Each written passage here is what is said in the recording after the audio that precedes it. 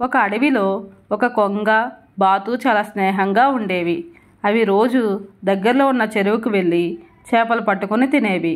ఆ చెరువు ఒడ్డున చెట్టు మీద ఒక కోతి ఉండేది. అది ప్రతిరోజు కొంగ, బాతులను గమనిస్తూ ఉండేది. ఒకరోజు వాటిని పిలిచి, మిత్రులారా, మీ ఇద్దరిలో ఎవరు తొందరగా చేపలు పట్టగలరు అని అడిగింది.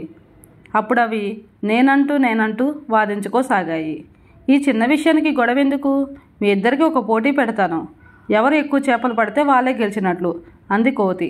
దానికి రెండూ ఒప్పుకున్నాయి. మొదటి పోటీ.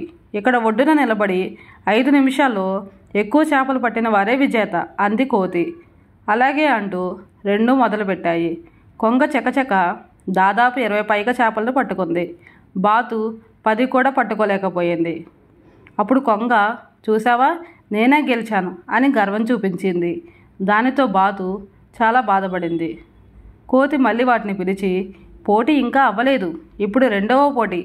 చెరువు మధ్యలోకి వెళ్ళి ఎవరు ఎక్కువ చేపలు పడితే వాళ్ళే విజేత అంది. బాతు వెంటనే చెరువులోకి వెళ్ళి 20 కంటే ఎక్కువే చేపలు పట్టింది. కొంగ ఒడ్డు మీదే ఉండి గాలిలో ఎగురుతున్న చేపలను పట్టసాగింది. అప్పుడు బాతు గర్వం చూపించింది. కొంగ మౌనంగా ఉండిపోయింది. అది చూసిన కోతి, మీలో ఎవరూ బాధపడాల్సిన పని లేదు, మీ ఇద్దరూ గెలిచినట్లే. ఎవరి శరీర నిర్మాణానికి అనుగుణంగా వాళ్ళు కష్టపడ్డారు, అంటే ఎవరి స్థానబలం వారికి ఉంటుందని అర్థం చేసుకోవాలి అంటూ కొంగని, బాతులను అభినందించింది. దానితో అవి రెండూ కలిసి ఆనందంగా అక్కడి నుంచి వెళ్ళిపోయాయి.